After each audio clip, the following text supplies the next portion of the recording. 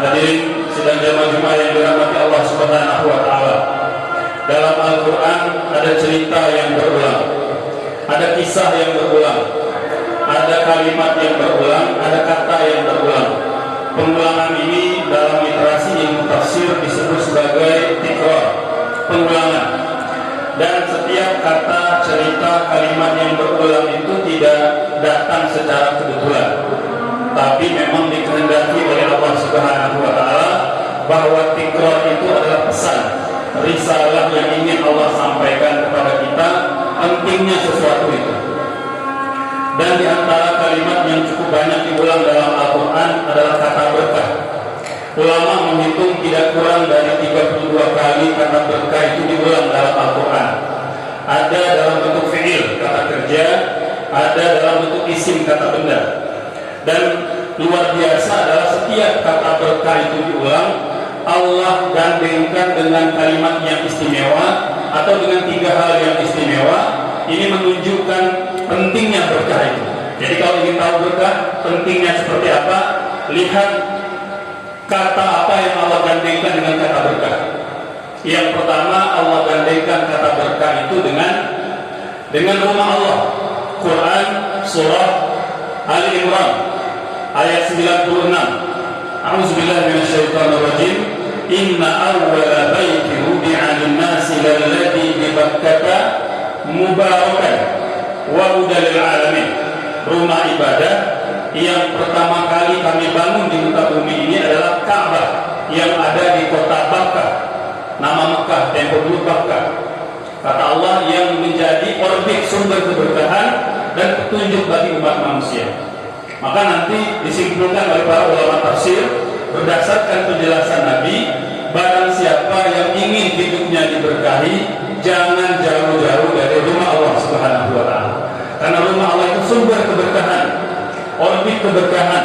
Makanya Nabi menggambarkan betapa hebatnya iman para sahabat itu dengan mengatakan qulubuhum mu'allaqatun bil masajid. Hati-hati mereka itu terpaut dengan masjid. Bahkan di antara hobinya para sahabat itu menunggu satu sholat ke sholat berikutnya. Karena bagi mereka pekerjaan apapun sampingan. Menjadi suami sampingan, menjadi istri sampingan, bekerja sampingan. Tujuan utama kita dilahirkan ke dunia adalah beribadah kepada Allah Subhanahu wa taala.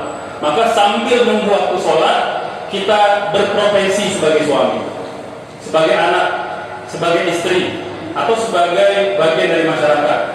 Karena tujuan kita dilahirkan ke dunia beribadah kepada Allah Subhanahu wa taala. Maka beruntunglah orang yang hatinya terpaut dengan masjid, tidak hanya datang, tapi juga memakmurkan dengan kegiatan kebermanfaatan, majelis-majelis ilmu, terlebih berkontribusi membangun rumah Allah Subhanahu wa taala. Makanya kata Nabi, man bana masjidan banallahu lahu baitan fil jannah. Barang siapa yang membangun sebuah masjid saja di bumi atau di dunia, Allah telah jamin sebuah rumah untuknya di surga.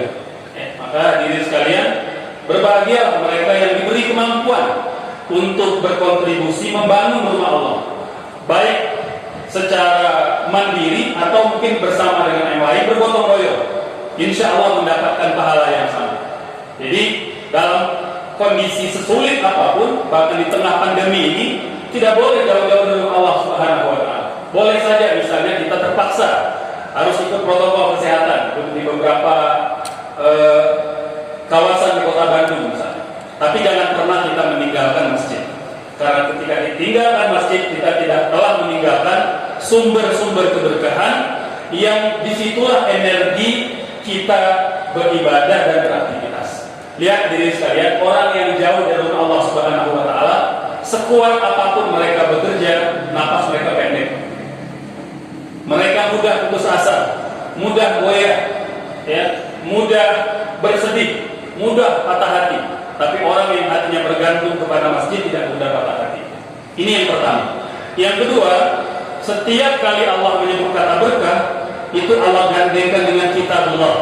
Quran Al-An'am ayat 155. Wa hadza kitabun anzalnahu mubarakun fattabi'uhu wattaqu la'allakum turhamun. Kata Allah, dan ini kami telah turunkan Al-Quran sebagai sumber keberkahan bagi umat manusia. Maka ikutilah petunjuknya, bertakwalah kalian kepada Allah, niscaya kalian dirahmati. Subhanallah. Setelah Allah gandengkan berkah dengan rumah Allah, Allah gandengkan dengan Quran. Maka barang siapa yang mau hidupnya bahagia, mau hidupnya diberkahi oleh Allah Subhanahu wa taala, jangan jauh-jauh dari Quran. Apapun bentuknya, apakah itu membaca, memahami, mempelajari, menghafalkan, atau mengajarkan, bahkan terlibat membantu orang yang membaca, menghafal, atau belajar Al-Quran. Maka berbahagialah, beruntunglah orang yang senantiasa ada pada orbit-orbit keberkahan itu. Kalau kita tidak mampu mempelajari Quran karena mungkin faktor usia atau faktor-faktor lain, maka jangan sampai tidak berkontribusi sama sekali dengan para pembaca dan penghafal Quran. Bantu mereka, tenaga, pikiran, ilmu, semuanya. Kata Nabi, khairukum man ta'allama al-Qur'ana wa 'allama. Sebaik-baik kalian adalah orang yang mengajarkan Al-Qur'an dan yang belajarnya, atau orang yang mempelajarinya. Dan demi Allah, tidak akan disia-siakan orang yang menghibahkan hidupnya untuk Al-Quran. Lihat para sahabat, lihat salafus saleh, selama mereka bersamai Al-Quran, Allah muliakan mereka. Itu janji Allah. Al-hadis sahih, Imam Ahmad mengatakan, kata Rasul, innallaha yarfa'u bihadzal kitabi aqwaman wa yad'u bihi al-akharin. Ada banyak bangsa Allah telah muliakan dengan apa? Dengan Al-Quran. Dan Allah hinakan pula mereka dengan Al-Quran. Hadirin sekalian, bahkan setiap huruf yang kita baca, meskipun terbata-bata, tetap dapat pahala. Kata Nabi, alladzi yaqra'ul Quran wa huwa mahirun fihi ma'a safratil kiramil bararah. Yang baca Quran, yang baik tajwidnya, merdu suaranya, lancar bacaannya, pada hari kiamat nanti dikumpulkan bersama dengan malaikat-malaikat yang mulia. Ustaz, yang gak lancar gimana? Kata Nabi, alladzi yaqra'ul Quran wa huwa yatata'ata wa 'alaihi syaqqun falahu ajran.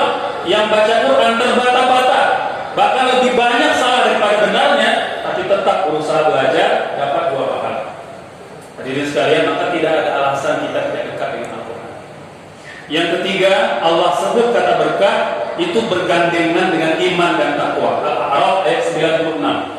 Walau anna ahlal qura amanu wattaqau la fatahna 'alaihim barakatin minas sama'i wal ardh.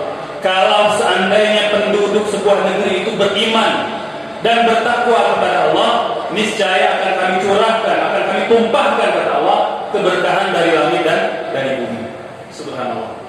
Ini tanda istimewa dan hebatnya berkah itu, sehingga Allah gandengkan dengan rumah Allah, dengan Al-Quran, dan dengan iman dan takwa.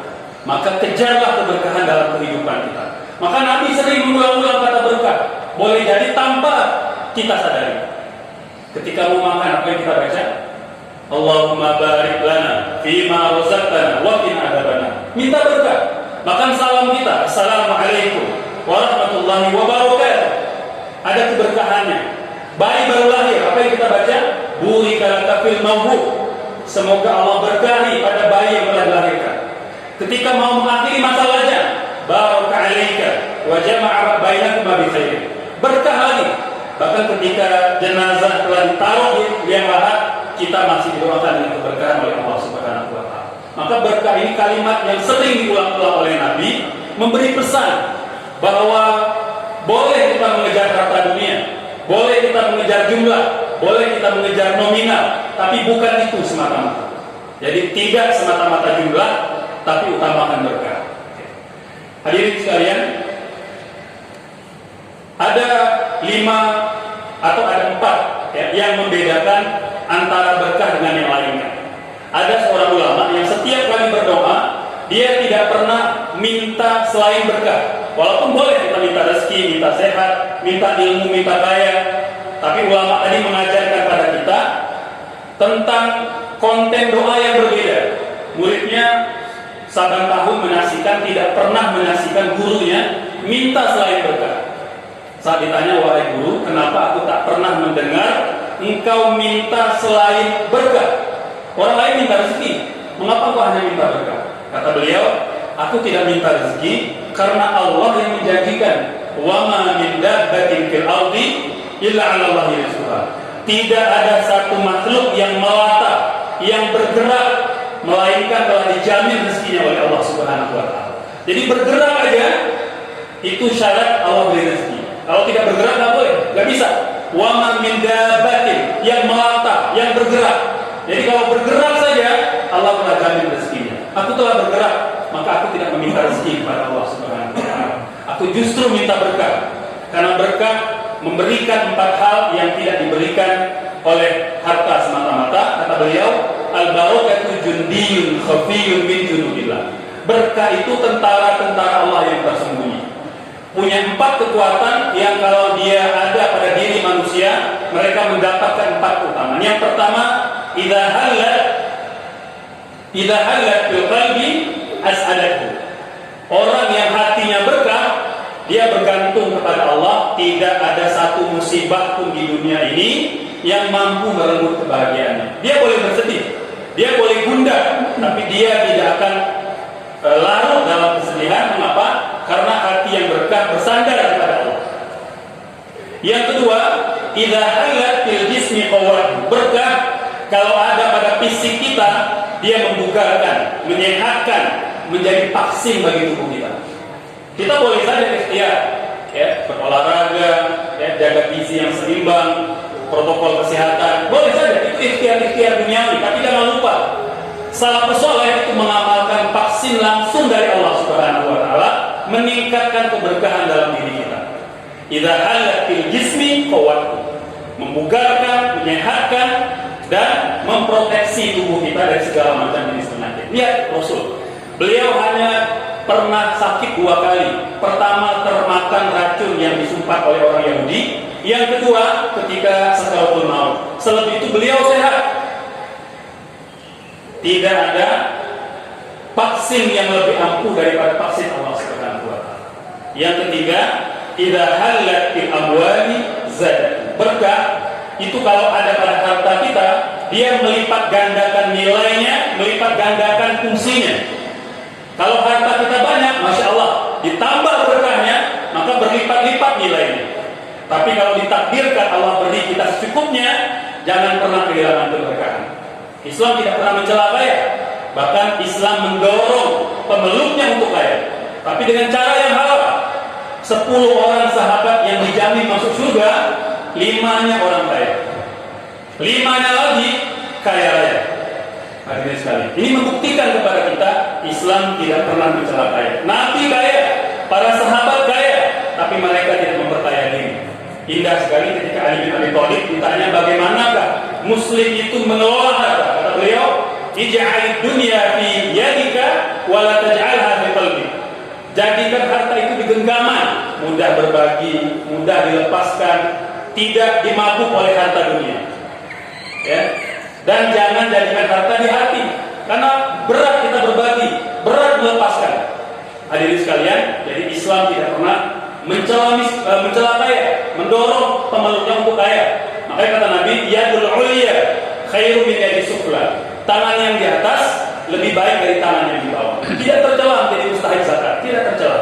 Tapi Islam mendorong kita untuk menjadi muzaki, orang yang berzakat, berkontribusi dengan harta kita. Karena Muslim itu begitu.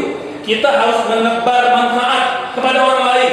Bahkan non-Muslim sekalipun yang tidak bertauhid kepada Allah, kalau bisa merasakan kebaikan-kebaikan kita, mereka bisa melihat indahnya Islam itu di perbuatan kita. Yang terakhir hadirin sekalian, al-barakatu idza halat fil auladi aslahat. Berkah itu kalau dia mengalir pada darah daging pasangan anak-anak kita, dia akan meluruskan budi pekerti mereka, memperbaiki perilaku mereka. Jadi kalau hari ini kita sudah berusaha menghadirkan sekolah yang terbaik untuk anak kita, fasilitas yang terbaik, guru yang terbaik, tapi mengapa perilaku mereka belum berubah? Maka boleh jadi bukan kurang fasilitasnya, bukan kurang mentereng sekolahnya, boleh jadi kita kurang memberikan asupan berkah pada kehidupan mereka. Maka selaku orang tua, bagaimana kita kejar, dekati sumber-sumber berkah ini, dekat dengan rumah Allah, dekat dengan Quran, dan dekat pula pada iman dan takwa. Kita banjiri kehidupan kita dengan berkah. Insya Allah 4 hal tadi Allah akan berikan kepada kita. Aku qauli hadza wa astaghfiru wa atubu li sa'iril muslimin wal muslimat fastaghfiru innahu huwal ghafurur rahim.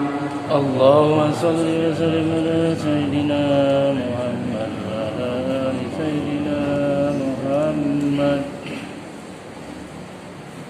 Innal hamdalillah nahmaduhu wa nasta'inuhu wa nastaghfiruhu wa nastahdihi wa na'udzu billahi min shururi anfusina wa min sayyiati a'malina innahu may yahdihillahu fala mudilla lahu wa may yudlil fala hadiya lahu.